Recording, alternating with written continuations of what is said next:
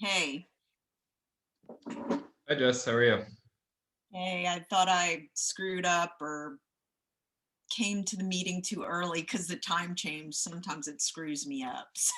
Oh, no, you're good to go. So, God, so I've been doing some flaky stuff these days. So, That's understandable. you All know, right, well, I made you co-host, so if you want to let jump people on, in. start letting people in. All right, so let's see here. All right, I'm going to start admitting. Great, thanks.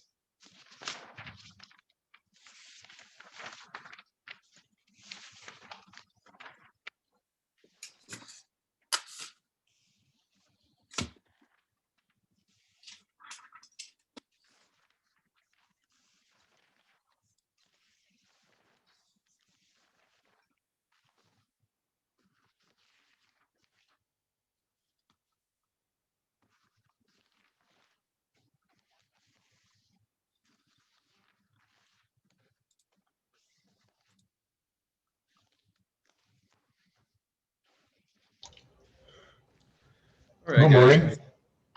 Good morning, welcome. All right, guys, so hopefully everybody did well on their chapter 15 assignments. Jess, before we get started, did you want to mention anything you've seen in grading or anything in particular you wanted to go over? Actually, yeah. Just two things, and I'll post this on the announcement board. Um, Not many, but only a handful. I've noticed students are using bullet points. And, we want to make sure that you guys can create and develop a essay answer. So let's make sure that we don't do that. And for those of you, I've made a couple of comments just to help you out. And yeah, and just make sure that your essay answers are in paragraph form. I think it's important. So whether it was bullet points or not using punctuation, and even just, a common capital letter for the first word of a sentence, I would appreciate if you guys would just form a paragraph. Thanks, though, but that's it. Okay, great. Yeah. That also speaks to a bigger issue. Make sure you guys are reading our comments on all of your assignments, right? Because if you don't read our comments, you'll just keep making the same mistake over and over, and your grade will be negatively affected. So make sure you guys are reading Jess's comments and my comments, and yeah, if you could post a little message on our Blackboard shelf about that, that'd be great. Okay. Also, that little guide that I put under week 1 about what we expect from each different type of answer or each different type of question, make sure you guys understand that too. Short answers, essays matching, fill in the blank, etc. All right, any questions for me before we get started?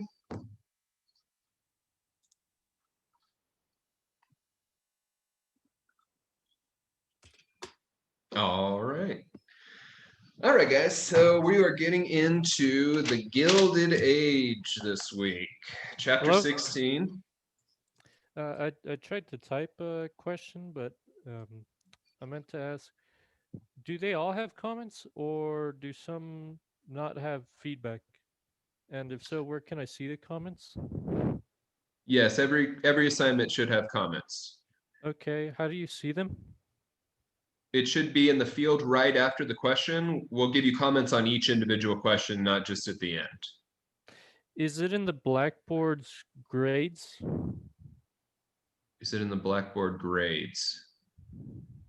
In the Well, Blackboard? And then you go to my grades?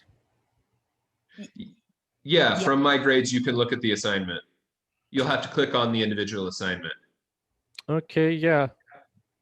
That's a good question, Gary. You know, I haven't been on your end, so I'm not positive. Jessica, do you know? No, I don't know, but just for some clarification, if, for an example, you received an 8 out of an 8, I typically won't say anything, only if there was something, if there was maybe for an example, you left something out. I'll post what you guys, the answer we're looking for. So yeah, I probably won't put good job. I'm sure you guys know you've done a good job if you've gotten an 8 out of 8. So you won't see necessarily every time a comment if you did get an 8 out of 8. But if you did get it wrong, I'll tell you what you did wrong and how you can improve most times. You mean Okay. specific questions, right, Jess? I'm sorry, what? You mean specific questions won't always have. Yeah, Okay. some of them, because I've got a significant amount of grading to do. So, Sure. if you've got an 8 out of an 8, then, I probably won't say anything. But if you do get something wrong, what I've been doing is I'll put the answer that we're looking for, and I'll typically highlight the area of the answer that is missing in your answer. So I know that's confusing, but if I took a point off, you'll see a comment down at the bottom. And I want to say from your end, from the students' end, you guys are able to see, like, you'll have your answer plus my feedback response. Is that what you guys are seeing? Yeah, Alex saying yes. Okay. I don't see anybody else's face, so I'm just going to go with what Alex says. So, email me, let me know so I can help you guys, because I don't want you guys to hesitate. And I'm seeing Carolina, she says you can see the comment if you go to the place where you submitted the assignment. So thank you, Carolina. I appreciate that. Because Professor Flickinger and I, at least from my perspective, do not have the ability to see what you guys see. Yeah, I guess I can go in as a viewer and look through all that. But if you guys keep having issues with it, shoot me an email. I'll investigate. Yeah, same here.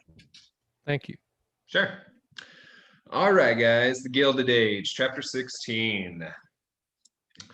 So we talked about the repercussions of the Civil War, talked about the process of reconstructing the South after the Civil War, sort of reintegrating the South into the rest of the nation, not only politically, but also culturally and economically. So today we're going to focus on a period after the Civil War, really 1870s, through the 1890s, that is often referred to as the Gilded Age. So this term Gilded Age was actually coined by Mark Twain, and it's meant to be a criticism of the relationship between the government and the economy. It's meant to criticize this era that from the outside looks like an era of great prosperity, an era of great development, but in reality was an era of incredibly heightened socioeconomic stratification, income division between the rich and the poor, and an era which really served to only benefit a small minority of the economic elite.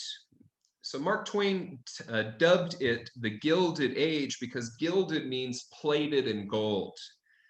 So when you look at it, it looks like it's golden. It looks beautiful. It looks like the economy is thriving, but it's a superficial layer of gold. You peel back that first layer and the economy is actually hollow, because very few members of society are actually benefiting from this economic development, from this economic boom. We start to see these Gilded Age capitalists allocate huge portions of property and wealth, and because of lack of federal intervention, working class and poor Americans benefit very little from this economic development. Everybody understands the term Gilded Age? Any questions on that? That sounds like a good quiz, maybe test question. Since I use the beginning of monopolies all over an economic basis. Yeah, monopolies are a big part of that, definitely, for sure. Okay, so this really is brought about by what is called the Second Industrial Revolution, right? The Industrial Revolution is sort of a huge encompassing term that really brings in the market and transportation and communications revolutions. It's very much focused on and centered around capital goods, textiles and iron and coal and so forth. It's very much concentrated to the Northeast. The Northeast very much benefits off the first industrial revolution. That's where the textile factories are set up. We know the relationship, or hopefully you remember from 1301, the relationship between cotton plantations in the South, cotton as our most valuable export and most valuable product, and these textile factories in the North, and how that sparks the whole sort of first, the market revolution, which expands into the whole industrial revolution. So we see after the Civil War, Americans start to migrate from the farm to the city. They start to move into cities to try to take advantage of this industrial development. 11 million people from 1870 to 1920 moved from farms and rural areas to big cities. We see this result in a population explosion in places like New York and Philadelphia, and towards the end of the Second Industrial Revolution, Chicago. Also aiding in these population growth, or in this population growth, is immigrants. Over 25 million immigrants come into the country during the same period. These are a ready workforce that is installed into this industrial revolution and helps fuel this manufacturing explosion.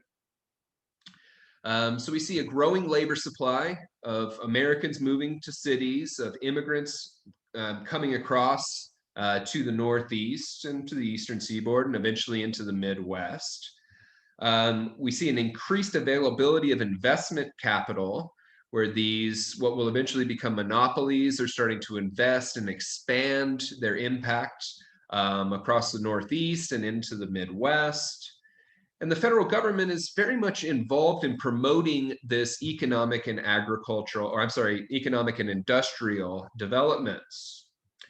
One way they can promote it is through the concept of protective tariffs. So a tariff is a tax placed on imported goods. These protective tariffs really came out of the American system and Henry Clay in the 1820s and 1830s, but it was this idea that the government should protect American industry by charging large taxes on foreign companies trying to sell their products in the United States. So these tariffs are known as protective because they protect American industries from foreign competition. So if you're a watchmaker, you don't have to pay these tariffs. You can charge less for your watch than a British watchmaker selling their watches in Boston. So they are protected from foreign companies. Another way the federal government promotes this development is promoting the continuation and, in many ways, culmination of this process of manifest destiny. We'll talk about the federal government being involved in finally completing this marginalization of Native Americans. We'll talk about the final Indian Wars in the 1890s, and how the government is very involved in removing Native Americans to promote and continue the process of expanding white business and enterprise westward. All right, this is an era of Republican dominance. We talked about the first three presidents to come out of the Civil War. The first, Andrew Johnson, was sort of thrust into his position when Lincoln was assassinated. And then we have an era of Republican dominance. We talked about Hayes comes after Ulysses Grant. We talked about the corrupt bargain of 77, or the bargain of 77. And between Hayes and the turn of the century, we only have one Democrat, Grover Cleveland. So this is very much an era of Republican dominance. Again, these political parties in no way reflect contemporary Republicans or Democrats. during this era, this sort of Republican-dominated economic agenda will help fuel the second industrial revolution, or help fuel these economic developments that come to be known as the Gilded Age. The Great Lakes region, the Midwest, the Chicago area is very important in this development. We're going to see during the second industrial revolution, the advent of steam power will allow for factories to be set up in more and more remote areas. Most textile factories were set up using the power of rivers that would then, the flowing water would turn big wheels that would then power looms to make these textiles. But with the advent of steam technology, you can now set up factories outside of major riverways. And we start to see different cities sort of identify with different products in the second industrial revolution. Pittsburgh becomes the steel and iron manufacturing and cultivation hub of the Northeast, if you consider Pennsylvania the Northeast.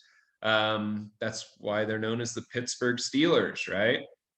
Chicago comes to be the most prominent meat packing and meat processing area in the country.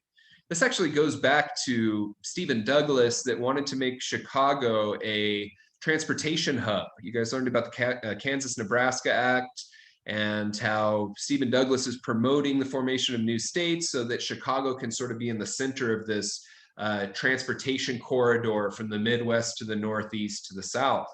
And it really works. By the 1870s, Chicago is the most important meat packing, meat processing hub in the country. We have railroads from Dodge City in Kansas in the South going up through Kansas and Nebraska into Illinois, where you can bring cattle up, they'll be processed and made into, you know, steaks and hamburgers and what have you. So central to this is the railroad, right? The transportation era, or the transportation boom really happens just prior to the Civil War, but continues after the Civil War and expands rapidly. From 1860 to 1880, the number of railroad tracks, the number of mileage of railroad tracks in the US triples between 1860 and 1880, then triples again by the end of the Progressive Era in 1920. So this will be very important for what is often referred to as economic integration, right? This idea that you can integrate the whole country into one concerted economy. This really didn't happen prior to the Civil War, right? You have the South's economy is very reliant on agriculture, while the North's economy is very reliant on manufacturing and industrialization. Well, these companies are figuring out that they want to sell products to everyone across America. So this process of economic integration, even though it began earlier than this second industrial revolution, is really perfected because they can reach more and more people, not only because of the transportation revolution, but also the communications revolution. We're going to talk in a bit about the importance of the radio and bringing the radio into people's homes and people's societies, then brings advertising and makes consumers out of everyday Americans. We start to see national brands and national chains pop up during this Gilded Age. This is a part of the economic integration process. Some of the first national brands, notable ones at least, Coca-Cola pops up in 1876, Levi Strauss, 1873, John Deere tractors, expanded to a national brand in 1876. So these are examples of this process of integrating the entire country into one concerted economy. Ivory soap, Quaker Oats, these are often also tied to cultural identifiers, right? You guys remember from 1301 that the Pennsylvania colony was founded by William Penn. The guy on the front of the Quaker Oats box with his pilgrim hat marching is William Penn, right? So this is a process of trying to relate these brands to aspects of American culture. This is a way to sell products to Americans. It was very common to say, buy Liberty soap and buy, Freedom pants, or well, not Freedom pants, but you tie these sort of notions of American culture into the process of consumerism. And that's going to be perfected during the Progressive Era as we really see the advent of American advertising, which is a whole nother sort of a process, or a whole nother or expansion of what we would now call a scientific process of marketing. So you also start to see your first national chains, Montgomery Ward, A&P grocery stores. I think those still exist on the East Coast. I think Montgomery Ward's out of business. Probably the most prominent and most important is Sears and Roebuck. So Sears and Roebuck is important because they're some of the first to take advantage of the transportation infrastructure to reach larger and larger prospective consumers. They are the first to issue a mail order catalog, which they use the transportation infrastructure to mail across the country. There's a huge uptick in numbers of post offices across the country. Every new little settlement, every new little town that's followed the railroad begins establishing their own postal services so that they can then tie themselves to larger markets, to larger economies. And so Sears and Roebuck is one of the first to take advantage of this with the mail order catalog. They mail you a catalog. Their first catalog was in 1888. And you can buy anything you want from this catalog. They sell watches and jewelry and clothing and musical instruments and sporting goods. They sell firearms, guns. They sell cocaine wine, and they sell bicycles, and they sell products that you would normally be able to get your hands on if you live in a rural area of Kansas. So they become extremely influential in this consumer process during the Gilded Age of marketing to and reaching rural Americans to try to sell them products. We also see this as an era of technological innovation. The Atlantic cable is laid in '66. This is an incredible feat of engineering, literally laying a cable across the Atlantic Ocean to create instantaneous communication through the telegraph between US and England, Europe in general. It's mainly used for business transactions, but also news wires and things like that. Then we get the telephone, we get the typewriter, we get several technological innovations that will help further spur this development. This is the era of great American inventors and ingenuity.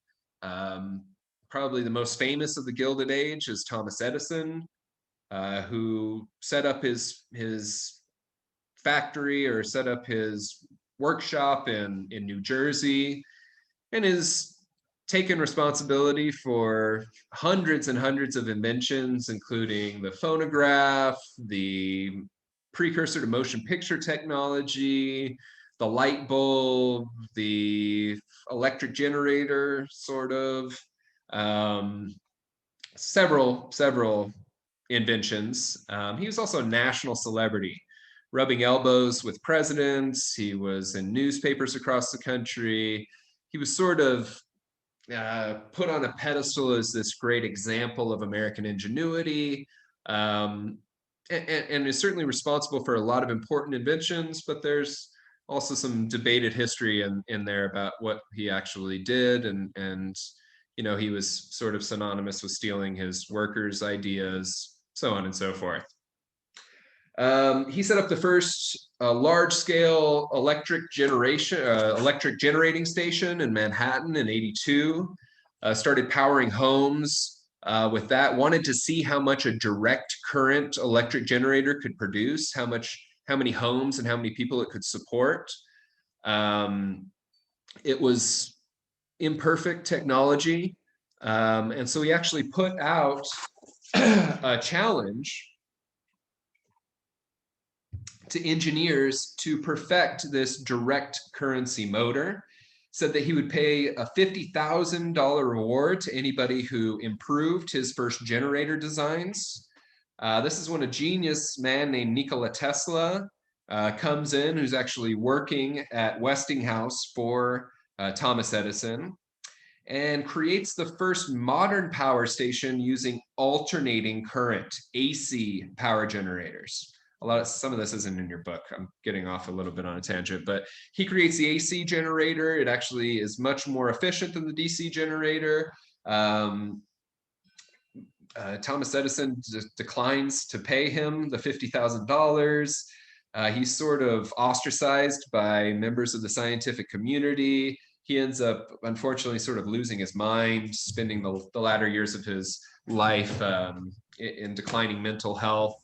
But this is an era of great technological innovation. Along with this economic integration or concentration, we have tactics employed by these capitalists to learn how to dominate certain industries. Your book talks about two that are often used as the shining examples of Gilded Age capitalists, and that's Andrew Carnegie and John Rockefeller.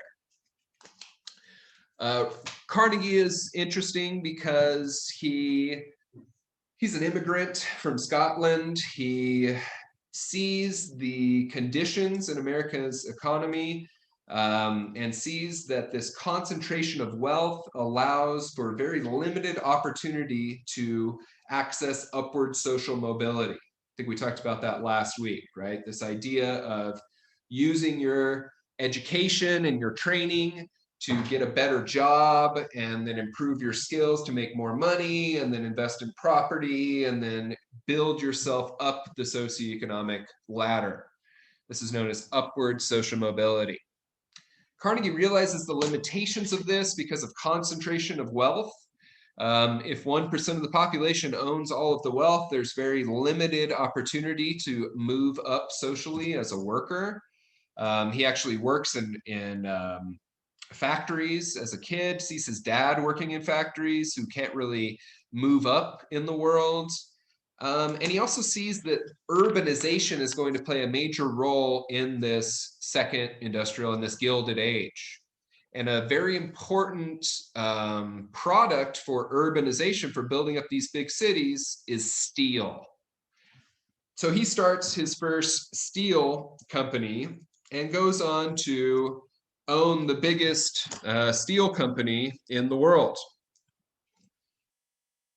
In 1901, he actually sells Carnegie Steel, becomes US Steel. JP Morgan buys it. He goes on to be a philanthropist later in his life, gives a bunch of money to the library, starts Carnegie Mellon University. He really wants to present himself as this man of the working class. You know, I came from the working class, and I understand the plight of the working man. But if he really did, then he would have paid his workers a living wage, right? I mean, he was involved in these same processes of paying your workers as little as possible so that the managerial class, the ownership of these corporations, makes as much money as possible, becomes an exorbitant millionaire from these practices. And he's really famous for implementing this process known as vertical integration. Vertical integration is basically controlling every phase of an industry or business from the raw materials to the finished product. So think of it as controlling the whole process. Let's say you're an oil company. You control, or a gas company. You own the land that you extract the oil from. You own the machines that dig the oil out of the ground. You own the trains and the trucks that transport the oil to the refinery. You own the refinery that refines the oil into gas. You own the gas stations that sell the gas to consumers. That's vertical integration. And Carnegie was really proficient at this, which made his steel company the most powerful in the world by the turn of the 20th century. The next example is John Rockefeller, who's really famous for his proficiency at horizontal expansion.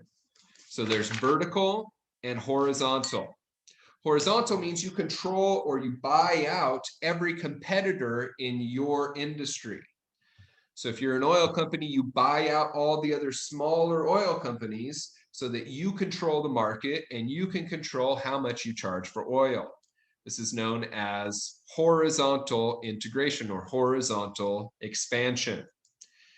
And Rockefeller was very much a supporter of this. This is what Alec was talking about earlier, the establishment of monopolies, right? If you control one industry and you don't have any competition in that industry, then it means that you will be able to control the price that you sell your product at.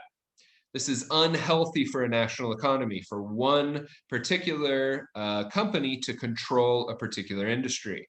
We'll see in the 1890s, the first antitrust, anti-monopoly legislations are passed, even though they aren't used until the progressive era after the turn of the 20th century. They're passed to try to break up these monopolies, which are bad for the American economy. Rockefeller ran Standard Oil, which controlled 90% of the nation's oil industry using this horizontal expansion. And he was often considered sort of a ruthless capitalist. He was known to engage in price fixing, and he worked behind the scenes with railroad companies to bribe them so that they couldn't transport other oil companies' oil. He would put spies into union meetings to make sure his employees weren't unionizing. He was a ruthless capitalist. And these ruthless tactics were being celebrated. They were being rewarded during the Gilded Age because of lack of federal intervention. There were no laws to say that you couldn't do these things. So fair competition became very difficult to protect during this Gilded Age. So when we look at labor, do you think that this Gilded Age was a positive a development for laborers, for the working class, or a negative development for the working class?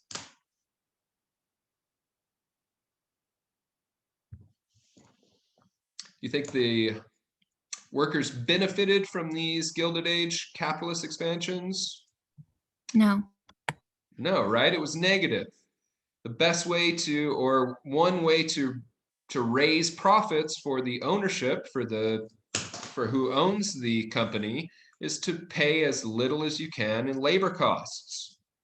Well, we know that there's 25 million immigrants coming into the United States during the same time, ready and willing to take jobs in industrial jobs in manufacturing, in these new industries, mainly in factories, that you don't have to pay as much. So during this era, it's very much anti-union, anti-collective bargaining. Because of lack of federal intervention, lack of laws to protect the worker and to protect the consumer, we see these huge wealths allocated to a very small minority of the population that's dominating the economy. So laborers really hurt. We see a huge income stratification during the Gilded Age in the 1880s and 1890s. The allocation of wealth goes to a very small percent of the population, what we would now call the 1%ers, and the rest of the population are relegated to a working class population, and there's a very small middle class, a very small middle class of people who control their own economic futures. It was common to work 70-hour work weeks during the Gilded Age. There was no injury compensation. We're going to talk about a man named Louis Brandeis later, who comes up with this idea of workman's compensation, that the ownership is responsible for the well-being of their workers. It was very dangerous working conditions during the Gilded Age. Between 1880 and 1900, an average of 35,000 people a year died in work-related accidents. Think about that. 35,000 people a year dying in mining accidents, in factory accidents, in labor accidents. If a factory, God forbid, were happened to have a huge accident and 10 people died, it would be on every front page in the country now. There's 35,000 people a year dying at the workplace because there were no regulations, there were no codes. The government didn't say you have to protect your workers, you have to provide safe working environments. Next week, we're going to watch a video on the Triangle Shirtwaist Fire, which is a great example of this, how dangerous this lack of government protections really can be. Children were often employed. There were no laws against child labor. That's going to be a major motivation for the progressives and the populists to protect children in the workforce. Very common for children to work, especially in textile industries. Their hands were smaller, so they could fit them into these giant industrial weavers and looms. Later, there are populist and progressive reformers who focus on child labor. We'll talk about a few of those later, Ida Wells and Lewis Hines, who goes around taking pictures of children who've had their hands chopped off to expose Americans to how horrendous these labor conditions were for children. So by 1890, this all culminates with the top 1% of America, top 1% of the population owning more property and wealth than the remaining 99% combined. Okay, so the top 1% own more property and wealth than all of the other 99%'s wealth and property combined. Okay. We're going through an era of very similar economic dynamics, right? And have been really since the 1980s, where allocation of wealth has gone to a very small minority of the population, and the remainder of the population is relegated to the working class.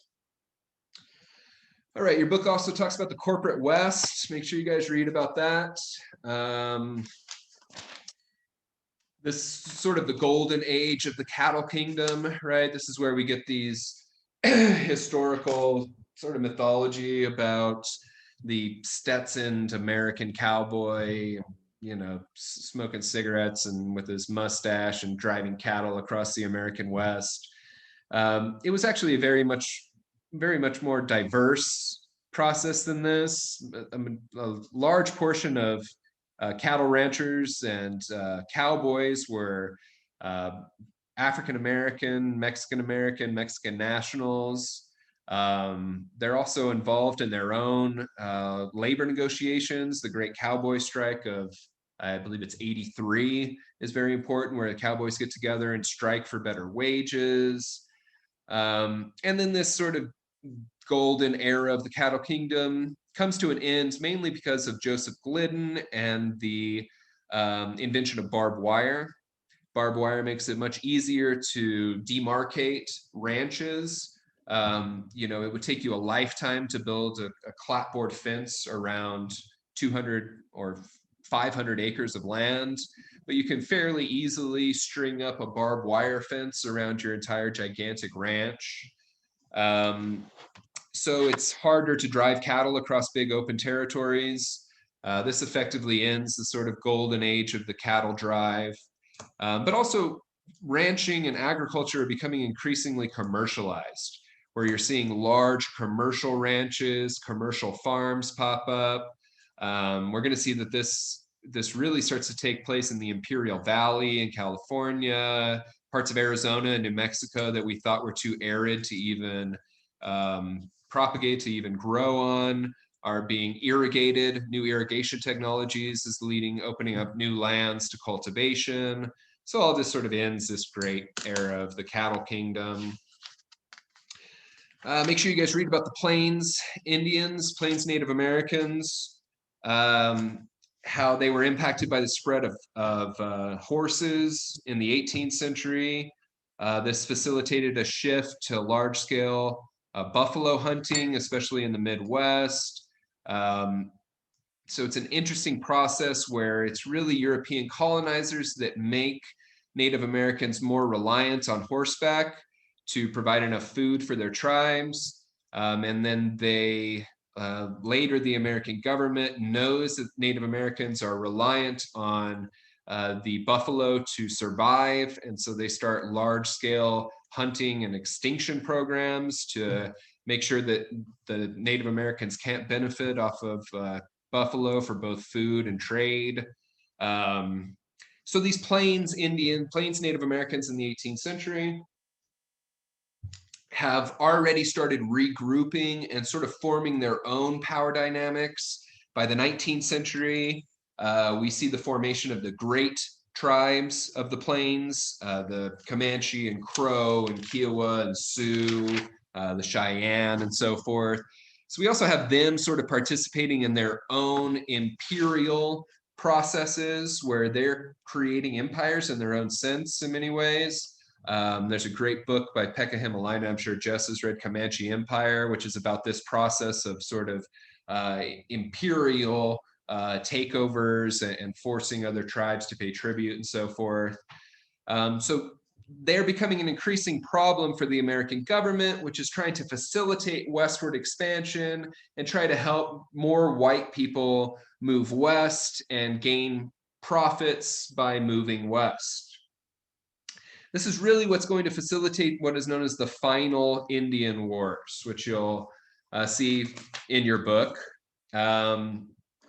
Philip Sheridan is important for during this process. Make sure you read about him. And then Little Bighorn and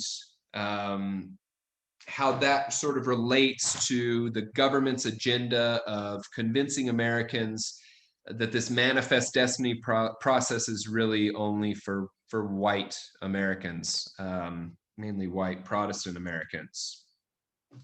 So Little Bighorn really surrounds the foothills of the Dakota Territories. Gold prospectors want to move into the Dakota Territories. But several Native American tribes are fighting for presence in these Dakota Territories. There are treaties established with these Native Americans that are supposed to protect their land, supposed to provide these Dakotas with sovereignty to their land, with sovereign ownership of their land. They signed secret treaties behind their backs.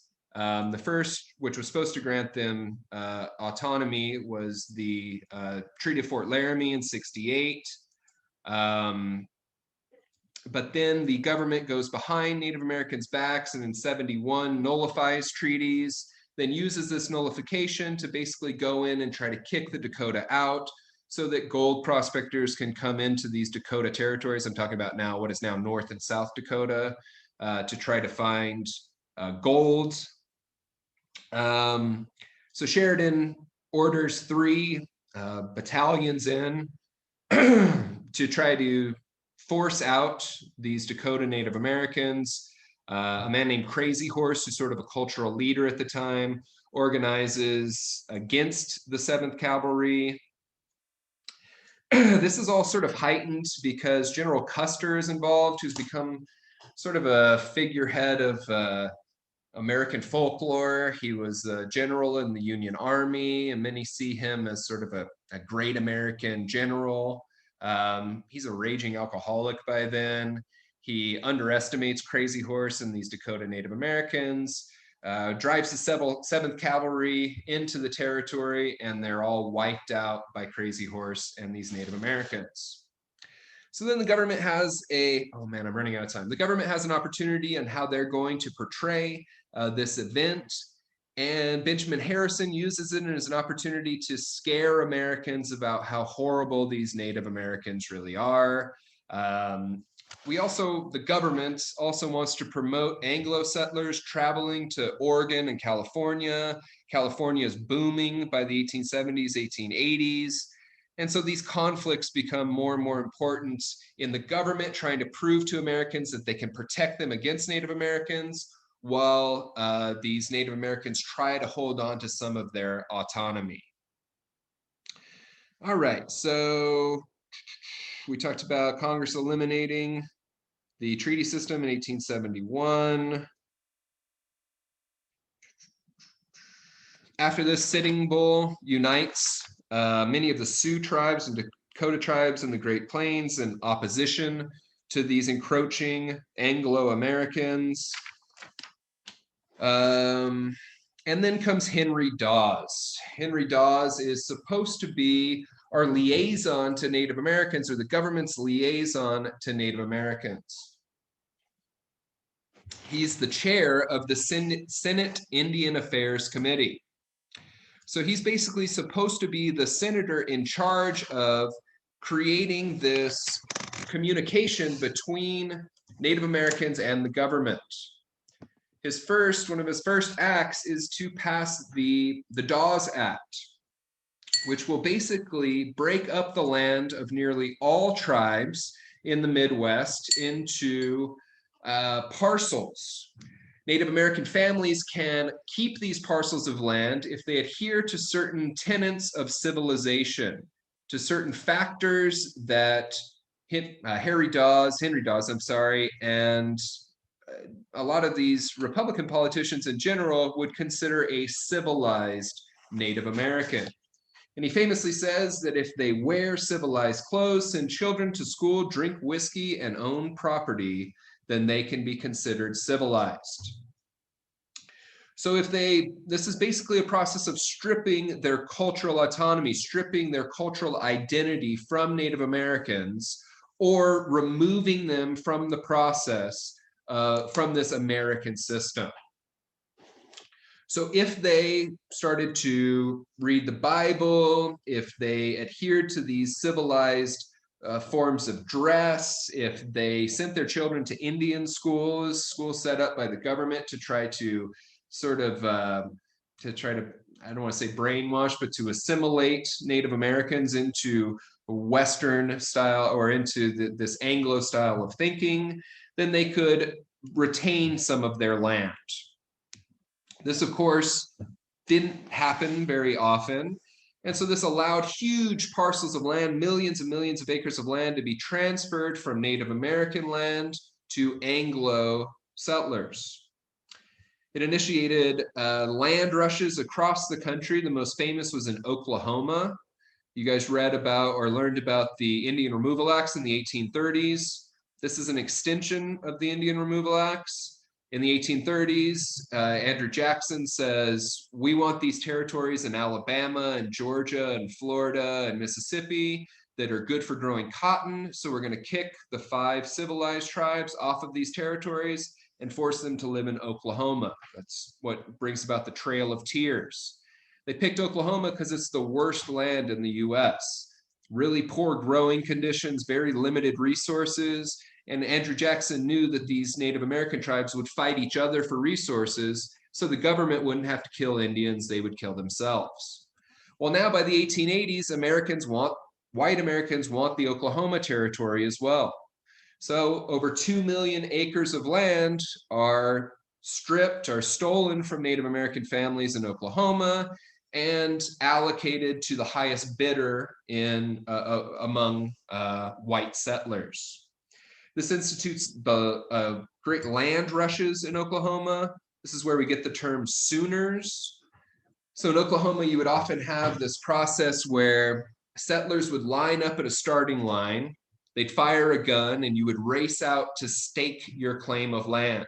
You would literally put in a family flag in a plot of land, and you would say, this land is ours. If you took off before the gun was fired, if you cheated and jumped the gun, you were nicknamed a Sooner. The University of Oklahoma, their mascot is the Oklahoma Sooners, right? That's where they got that. They're named the Oklahoma Cheaters. So this is another, in many ways, this is seen as the culmination of this process in the 19th century of forcing Native Americans onto reservations, stripping Native Americans of their cultural identity, and either forcing them to assimilate into white cultural practices or relegating them to reservation land. It's unfortunate by the end of the 20th century, we see the smallest population of Native Americans in the history of the country. About 250,000 Native Americans or Native American populations are reduced to about 250,000 in North America. All right, quickly move on to Gilded Age politics. Make sure you guys understand the concept of political machines.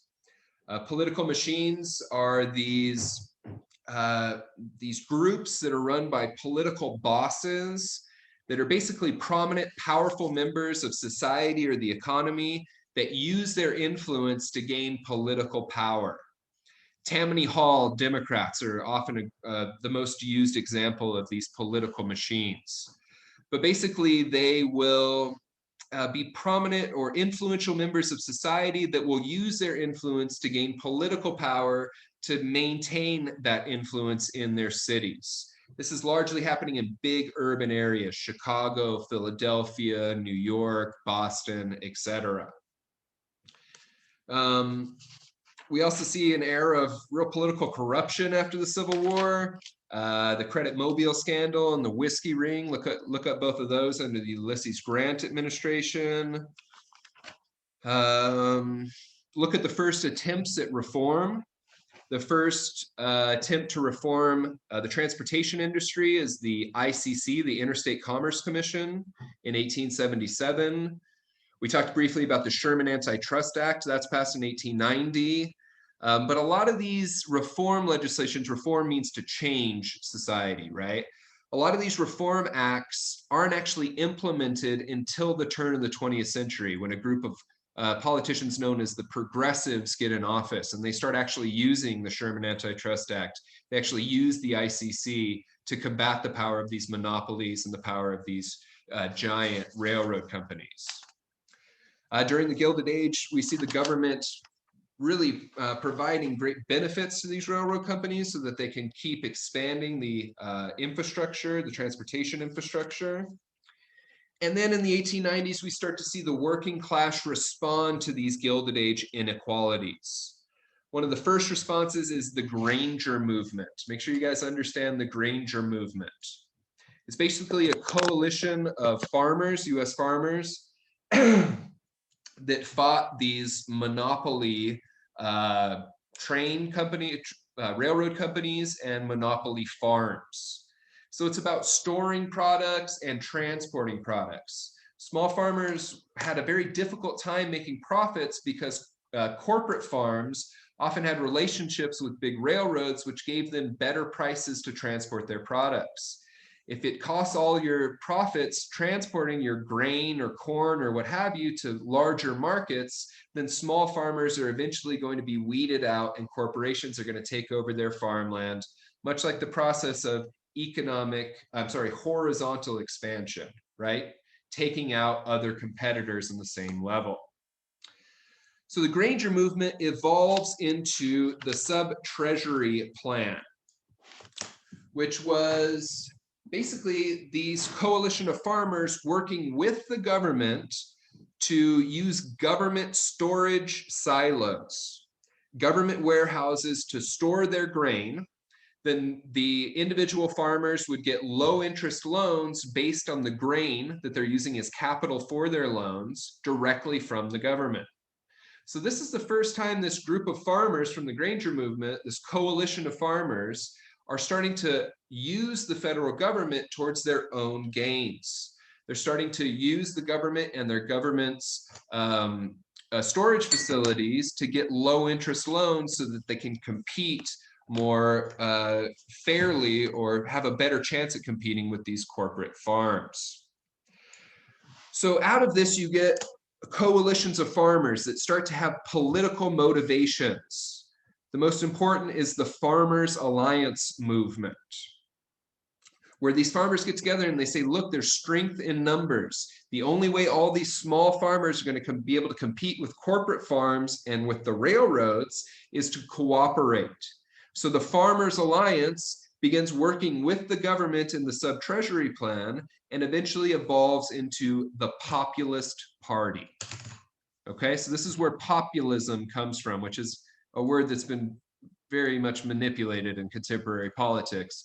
But it's basically this idea that the Populist Party would represent the working class, would represent the people. Unfortunately, they have their own internal divisions between northern and southern farmers. The Farmers Alliance sort of breaks up, but this populist movement continues.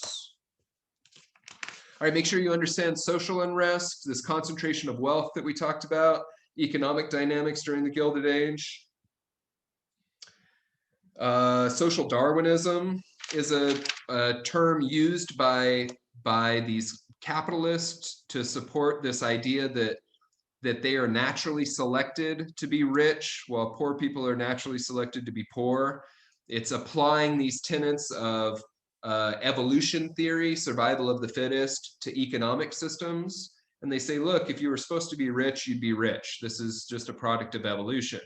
This is just rich people justifying their position in society by using some of Charles Darwin's theories of survival of the fittest.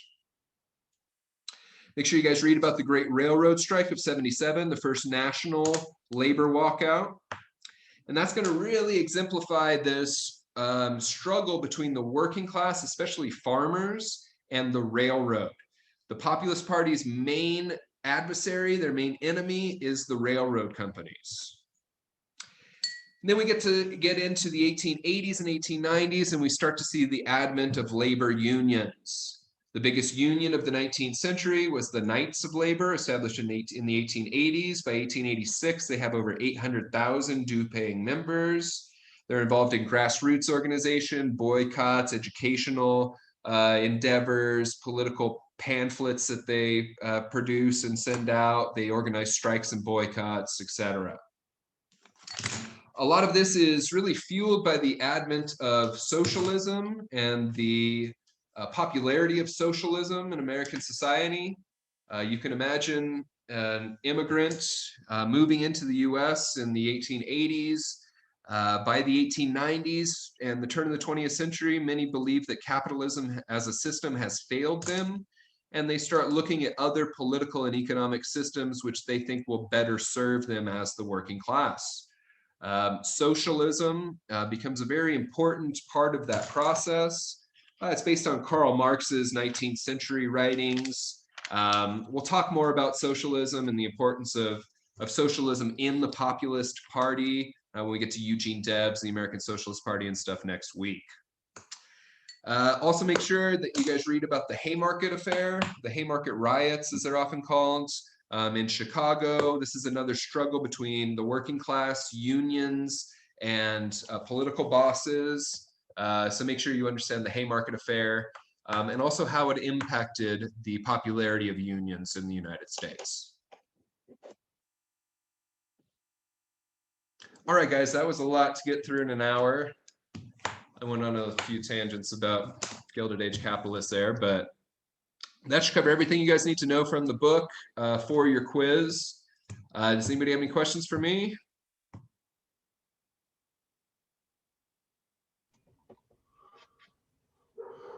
Alec, go ahead. Yes, I was curious about when you mentioned about the farmers and the railroads having difficulties and stuff like that. Are you referring to the small farmers? Because I'm pretty sure that the big farmers were trying to monopolize the territories and have everybody to go through there so they can make a profit themselves. Exactly. So, this was another sort of arena that these small farmers were fighting the commercialization of agriculture. Right? These railroad companies, B&O in Pennsylvania and stuff, had relationships with commercial farms or with even monopoly companies where they would transport their products for cheaper than a smaller company or a small farm could afford to transport their products. This was another way to sort of dominate vertically certain industries. Definitely. it seems that the process has no change at all through all these years, huh? Yeah, It's still the same. I understand. I understand. Yeah, I mean, you're going to see throughout American history, many of these ideas sort of swing back and forth in this spectrum. So, yeah, we're going to see that was a major focus of challenging these Gilded Age inequalities, the railroads. All right, guys. Looks like we ran out of time. If anybody has any other questions, shoot me or Jess an email. We'd be happy to answer. Or if you have any other concerns or anything, shoot us an email. Thank you for your All right. time. Thanks, You have a guys. great Have a good day. day. Bye. Bye-bye. Bye-bye.